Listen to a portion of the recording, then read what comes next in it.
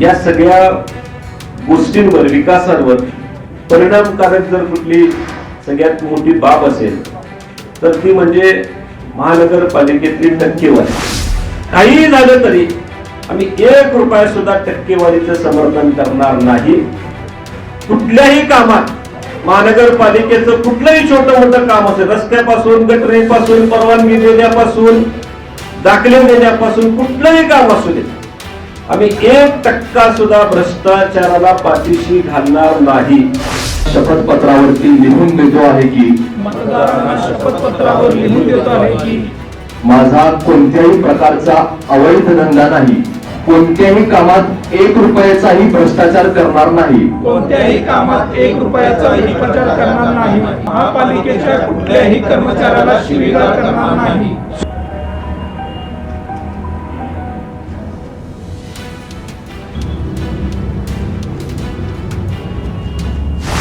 पत्रकार बंधू भगिनींचं मनापासून स्वागत करतो.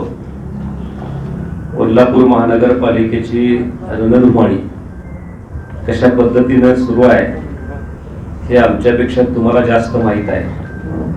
आणि या सगळ्या रणधुमाळीमध्ये प्रत्येक पक्ष, मग तो महायुतीतला घटक असू दे, महाविकास आघाडीतला घटक असू दे, प्रत्येक पक्ष एकच दावा करतोय की कोल्हापूरचं भविष्य जर कोण ठरवणार असेल, कोल्हापूरला खऱ्या अर्थानं कोण जर विकसित करणार असेल, कोल्हापूरला सगळ्यात भारी विजन जर कोण देणार असेल तर तो म्हणजे आपापल्या पक्षाची नावं सांगितली जातात. मग काँग्रेसवाले म्हणतात की आम्हीच भारी आणि आम्हीच कोल्हापूरचा विकास करू शकतोय. भारतीय जनता पार्टी म्हणते की आम्हीच भारी आहे, फक्त कोल्हापूरचा विकास आम्हीच करू शकतो. अशा पद्धतीची भूमिका ही प्रस्थापित पक्ष आहेत यांच्या माध्यमातून आपल्यापर्यंत पोहोचलेली आहे. पण या सगळ्यांमध्ये जर आपण बघितलं, जो या सगळ्या गोष्टींवर, विकासावर परिणामकारक जर कुठली सगळ्यात मोठी बाब असेल तर ती म्हणजे महानगरपालिकेतली टक्केवारी.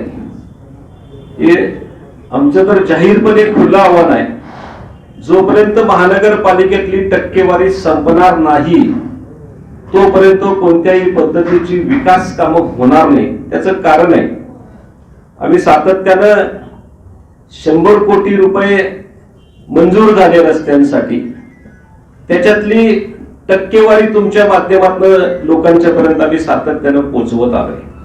मला वाटतं ती रिपीट करायची काही गरज नाही आहे, कारण तुमच्या सगळ्यांना ज्ञात आहे ते या टक्केवारीमुळं कोणत्या प्रमाणामध्ये, किती प्रमाणामध्ये आमदार खासदारांना, लोकप्रतिनिधींना पैसे पोचतात, अधिकारी वर्गाला पैसे पोचतात आणि खऱ्या अर्थानं कामाचा दर्जा संपून जातो. मग तो रस्त्याच्या कामातला असू दे, एखाद्या बागेतलं सुशोभीकरणाचा विषय असू दे, शाळा डेव्हलपमेंट मधला विषय असू दे, किंवा शालेय पोषण आहारातला विषय असू दे, एखादी विकासाची चांगली स्कीम, मग नगरोत्थान असो, अमृत योजना असो, या सगळ्यांमधले जर सगळ्यात मोठी कीड कुठली असेल तरी कोल्हापूर महानगरपालिकेला लागलेली टक्केवारीची कीड. आणि मग निधी आणणं हे स्वाभाविक आहे. निधी आणणं म्हणजे काय उपकार करत नाही कोण. हे केंद्राचा निधी असू दे, राज्याचा निधी असू दे, आमच्या पैशाचा आहे. आम्ही टॅक्स भरलाय म्हणून तिथं पैसे जमा होतात.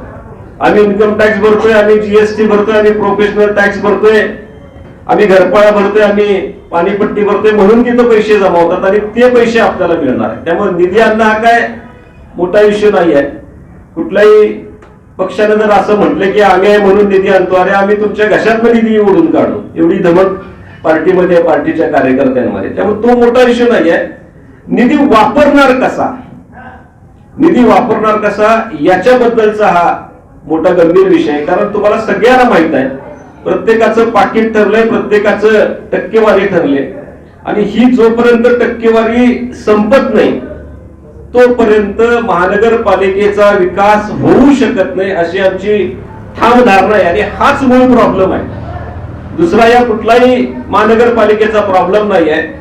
टक्केवारीमध्ये गुंतलेले अधिकारी, टक्केवारीमध्ये गुंतलेले लोकप्रतिनिधी हा ह्याच्यातला सगळ्यात मोठा प्रॉब्लेम आहे. म्हणून या निवडणुकीला सामोरं जात असताना आम आदमी पार्टीची जे काही उमेदवार आहेत, राजश्री शाहू आघाडीच्या माध्यमातून आम आदमी पार्टीने जे 14 उमेदवार उभे केले, आम्ही राजश्री शाहू आघाडीचे प्रतिकात्मक म्हणून आम्ही पुढे आलेलो आहोत. आघाडी अतिशय चांगल्या पद्धतीनं काम करते, आम्ही एकमेकाच्या हातात हात घालून काम करतोय, चांगल्या पद्धतीचा समन्वय आमच्यामध्ये, आणि त्याचं एक प्रतीक म्हणून आम आदमी पार्टी आज पत्रकारांच्या समोर आली आहे.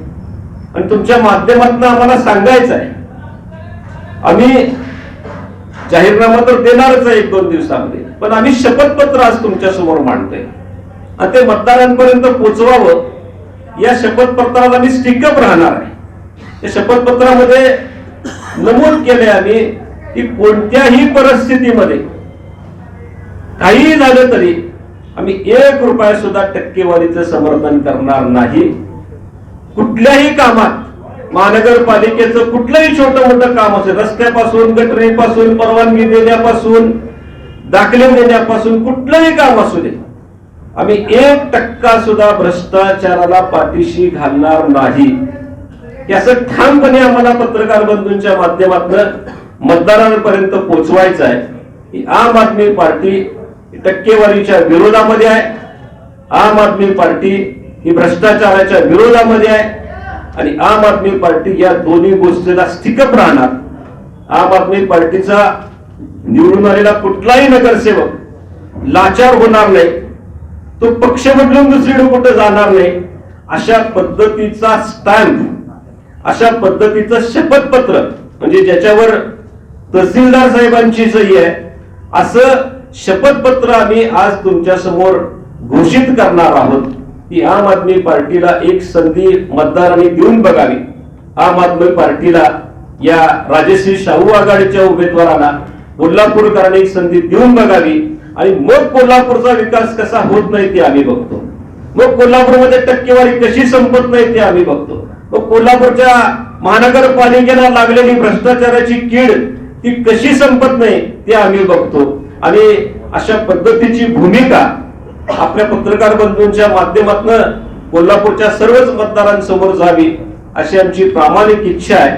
आणि हा जो काही शपथपत्र आहे, हे जे अफिडेव्हिट म्हणूया आपण, तहसीलदार साहेबांची सही असलेलं अफिडेव्हिट आज आम्ही तुमच्या समोर सादर करतोय. आणि या निवडणुकीला अतिशय